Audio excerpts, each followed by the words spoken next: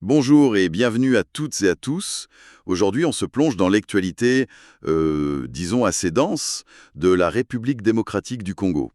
On a ici plusieurs dépêches, des articles. Ça touche à la sécurité dans l'Est, bien sûr, mais aussi à la justice à Kinshasa et même à la diplomatie climatique avec un petit détour par la politique intérieure. Bonjour. Oui, un programme chargé. On va essayer d'y voir plus clair. Exactement. Alors concrètement, on va parler de quoi? D'abord, Béni, avec cette histoire d'évasion d'anciens prisonniers de guerre, c'est assez incroyable. Mhm. Ensuite, on file à Kinshasa. Là, c'est un verdict très attendu dans une affaire d'abus par des militaires qui a fait grand bruit. Et puis, le président Tshisekedi au Brésil, pour la COP30, très important, avec aussi un mot sur l'élection à la présidence de l'Assemblée nationale. D'accord. Explique comment ces différents points se connectent. C'est une exploration dans la complexité congolaise. Allons-y. Bon, alors, on commence par le Nord Kivu, Béni. Une nouvelle qui est sortie là, assez marquante.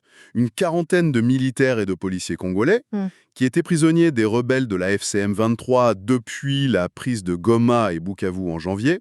Eh bien, ils ont réussi à s'échapper. Ah oui, ça c'est une information importante. 40 personnes, c'est pas rien. Non. Et très concrètement, ils ont été réintégrés officiellement le jeudi 6 novembre dans les FARDC, l'armée, et la PNC, la police. Il y a même eu une cérémonie, si j'ai bien lu, à l'état-major de la police de Béni. Le vice-gouverneur de la province était là, le commissaire divisionnaire Louis-Second Karawa, Ça a dû être un moment fort pour eux après ce qu'ils ont vécu. on imagine.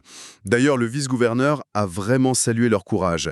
Il a dit, et là je cite ce qui est rapporté, « Vous avez fait preuve de courage en quittant les rangs de l'ennemi ». Il a ajouté, « Soyez rassurés que vous bénéficierez de tous vos droits en tant que membre des forces régulières ». C'est un message fort de réassurance. Oui, c'est important pour eux et pour le moral des autres aussi, sans doute. Oui, et les sources indiquent aussi que ce n'est pas le seul cas de retour d'ex-otage. Mais, point important, elles soulignent les difficultés énormes de réinstallation pour ces personnes qui rentrent. La zone reste très instable. Tout à fait. Et cet événement, au-delà du fait militaire lui-même, il a une portée symbolique considérable pour les forces armées, pour la police qui sont engagées dans ce conflit terrible dans l'Est. Voir des hommes revenir et par leurs propres moyens en plus, c'est potentiellement un vrai coup de fouet pour le moral. Le moral des troupes, il est mis à rude épreuve là-bas. C'est sûr, mais est-ce que, au-delà de ce symbole, aussi fort soit-il, est-ce que ça peut vraiment changer quelque chose sur le terrain face à un groupe comme l'AFCM 23? Ou c'est surtout une victoire, disons, morale? C'est une excellente question. Sur le plan purement militaire, l'impact immédiat, il est probablement limité. 40 hommes, bon, ça ne renverse pas la situation stratégique. Par contre, il y a deux aspects à ne pas négliger. Premièrement, le renseignement. Qu'est-ce que ces hommes peuvent raconter sur leurs conditions de détention, sur ce qu'ils ont vu, entendu, l'organisation de la FCM 23, leurs capacités, leurs armements, peut-être des dissensions internes, leurs plans. Le débriefing par les services de renseignement, ça va être capital. La moindre info peut être précieuse. Ah oui, j'imagine, hein. Le renseignement humain. Exactement. Et deuxièmement, ce que vous disiez sur la réintégration. C'est fondamental. L'État montre qu'il les reprend, qu'il ne les oublie pas. Mais en même temps, ça met en lumière, de manière assez crue, la fragilité de la situation, le défi immense pour rétablir l'autorité de l'État. Les difficultés de réinstallation dont parlent les articles, ça montre bien que le retour à la normale, c'est pas pour demain. C'est ça. On voit bien cette tension entre un signe d'espoir et la dure réalité du terrain. C'est un peu un résumé des défis du Nord Kivu. L'insécurité, la crise humanitaire, le désarmement, la réintégration, tout est lié. Et cette question de l'action de l'État, de ses forces de sécurité, ça nous amène justement à Kinshasa. Changement de décor, mais on reste sur des sujets sensibles. La justice militaire. L'affaire Honorine Porsche. C'est ça, la cour militaire de Kinshasa-Gombe a rendu son verdict le 6 novembre, dans cette affaire qui a beaucoup fait parler, celle des traitements inhumains et dégradants qu'aurait subi cette femme, Honorine Porsche. Elle est accusée par ailleurs d'avoir participé au braquage d'une banque, la Robank Victoire, le 16 octobre. Oui, il faut bien distinguer les deux affaires, c'est important. Tout à fait. Ce premier procès, c'était uniquement sur les violences subies par Madame Porsche. Et le verdict, un adjudant, donc un sous-officier, a pris 10 ans de prison ferme. 10 ans, c'est une peine significative. Oui, mais, et c'est là que ça se complique, les officiers qui étaient poursuivis avec lui, eux, ont été acquittés. La Cour a aussi accordé 5 000 $ de dommages et intérêts à Madame Porsche. Et, détail important, tout le monde fait appel. La défense de l'adjudant, l'accusation et la partie civile pour Madame Porsche. Donc ce n'est pas terminé, loin de là. Non. Et pour que ce soit bien clair, il y a ce deuxième procès, en cours, devant une autre juridiction militaire, le tribunal militaire de garnison de Kinshasa-Gombe. Et là, ça concerne le braquage de la banque. Et dans cette affaire-là, Honorine Porsche est accusée avec 4 policiers. Les charges sont lourdes, vol à main armée, terrorisme, association de malfaiteurs. D'accord. C'est un sacré sac de nœuds judiciaire. Oui, il y avait même une reconstitution prévue sur les lieux du crime le lendemain du verdict du premier procès. Alors, ce premier jugement sur les sévices, comment l'analyser? Il est ambivalent, je dirais. D'un côté, condamner un militaire, même un sous-officier, à 10 ans pour de tels actes, ce n'est pas rien. Ça peut être vu comme un signal. L'institution judiciaire militaire reconnaît qu'il y a eu des abus et qu'ils doivent être sanctionnés.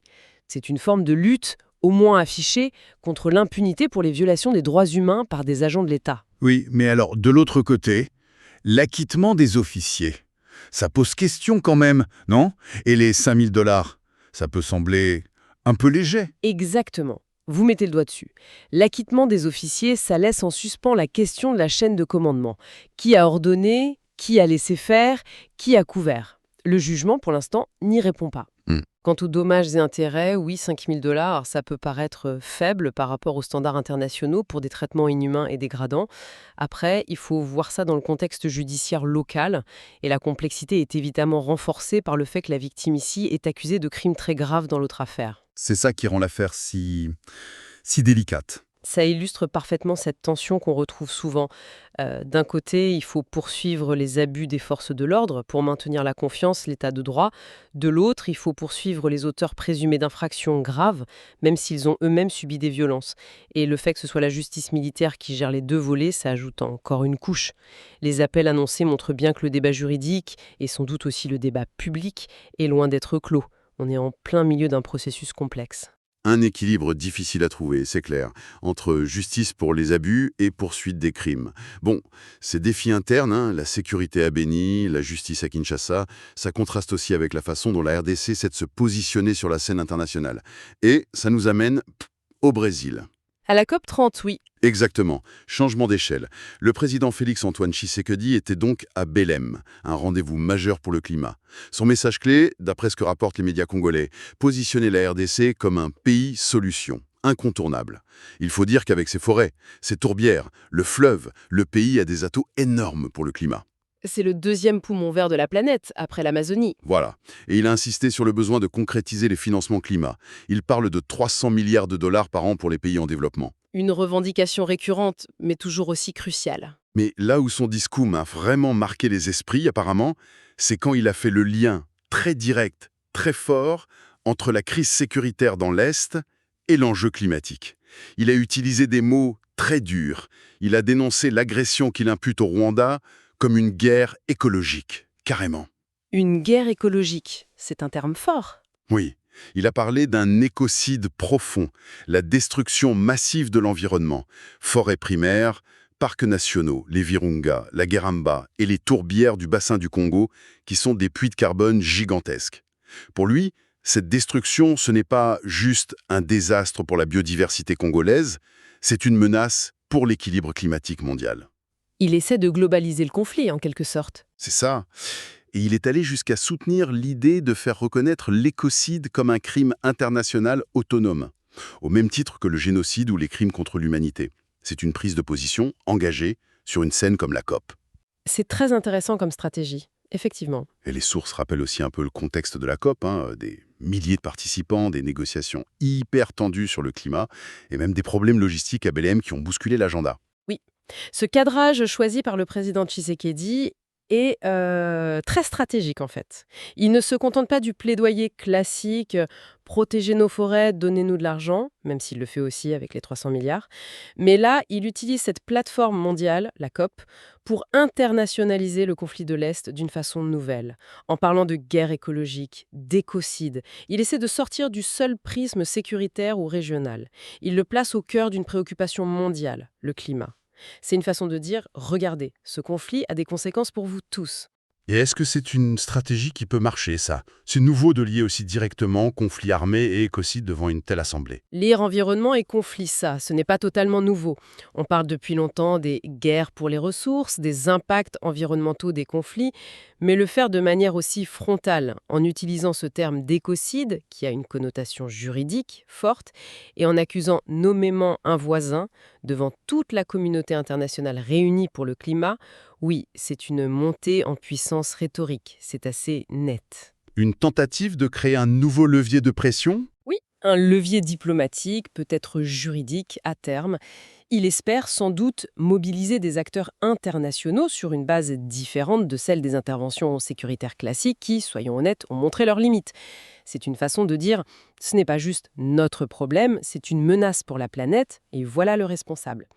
Après, l'efficacité, ça dépendra de la réceptivité internationale, de la capacité de la RDC à prouver ses dires. C'est un pari. Un pari diplomatique. Et pendant que le président mène cette offensive au Brésil, à Kinshasa, la politique intérieure, elle, continue. Un poste important est en jeu, Ah oui? la présidence de l'Assemblée nationale. Ah oui, le perchoir, toujours un poste très convoité. Voilà, et un nom est sorti. Aimé Boji, il a déposé sa candidature, présenté comme le candidat de consensus de la majorité présidentielle, l'Union sacrée. Le candidat de l'Union sacrée. Et ce n'est pas juste une formalité. Les analyses soulignent que cette désignation et l'élection qui va suivre, c'est un vrai test. Un test de cohésion pour cette plateforme, l'Union sacrée.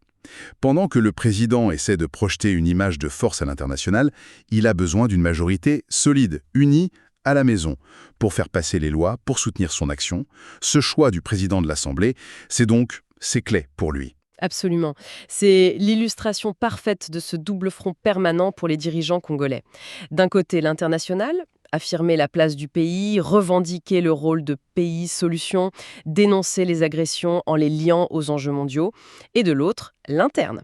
Gérer les équilibres politiques, maintenir la cohésion d'une majorité parlementaire qui est souvent assez hétéroclite, traversée par des intérêts divers. C'est le moins qu'on puisse dire. Donc, la candidature d'Aimé Bangadji, présentée comme quelqu'un d'expérimenté, capable de rassembler, c'est une tentative de stabiliser ce front intérieur. Son élection et surtout sa capacité ensuite à tenir l'Assemblée, ça donnera une indication sur la solidité réelle de l'Union sacrée et donc sur la capacité du président à mettre en œuvre son programme. Y compris d'ailleurs les politiques environnementales, les réformes dont il a besoin pour attirer ces fameux financements climat qu'il réclame à corps et à cri. Tout est lié en fait. Exactement. La gestion des crises internes, sécurité, justice, politique, ça influence directement la crédibilité à l'extérieur. Et inversement, les enjeux internationaux, comme le financement climat ou la pression sur les voisins, ça peut avoir des répercussions à l'intérieur, c'est un jeu d'équilibriste permanent. Bon, alors si on essaie de faire une petite synthèse de tout ça, qu'est-ce qu'on retient de ce tour d'horizon rapide? On a vu à Beni, un acte de résilience, de courage même, des forces de sécurité, mais ça rappelle aussi que l'insécurité est toujours là et que la réintégration, c'est un casse-tête. À Kinshasa, ce verdict dans l'affaire Porsche. C'est complexe. Ça laisse un peu sur sa faim, ça pose des questions sur la responsabilité, sur l'équité au sein même de la justice militaire. Oui, un dossier loin d'être clos. Et puis, cette stratégie du président Tshisekedi à la COP30. C'est audacieux de transformer la guerre de l'Est en argument écologique mondial, tout en devant en même temps gérer la politique politicienne à Kinshasa, avec ce poste clé à l'Assemblée. C'est ça. C'est vraiment le portrait d'un pays, face à des défis énormes sur tous les fronts. Sécurité, justice, politique. Mais qui, en même temps, revendique sa place, son importance stratégique, surtout environnementale, sur la scène mondiale. Un pays de paradoxes, peut-être. Tout à fait. Et si on prend juste un peu de hauteur par rapport à ces trois instantanés? Les soldats qui s'évadent, le procès militaire ambivalent, le discours sur l'écocide. Une question de fond émerge, je trouve. C'est la question de la capacité réelle de l'État congolais aujourd'hui. Sa capacité à articuler de façon cohérente et surtout efficace la gestion de ces crises internes qui sont chroniques, qui coûtent cher en énergie, en argent, en vie, avec ses ambitions de leadership international, notamment sur le climat. C'est la grande question. Surtout quand on sait que le cœur du problème, mais aussi de la solution potentielle, c'est ses ressources naturelles, exceptionnelles. Ces forêts, ces minerais qui sont vitaux pour le climat mondial, pour la transition énergétique, mais qui sont aussi l'objet de toutes les convoitises, internes, externes, et qui alimentent directement l'instabilité, les conflits que le président dénonce lui-même.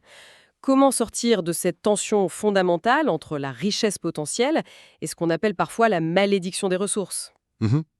C'est une interrogation qui dépasse les actualités de la semaine, évidemment, et qui invite à suivre de très près comment toutes ces dynamiques sécuritaires, judiciaires, politiques, diplomatiques, environnementales vont continuer à s'influencer mutuellement en RDC. C'est une question qui reste ouverte, clairement. Abonnez-vous pour ne rien rater de l'actualité internationale et des enjeux diplomatiques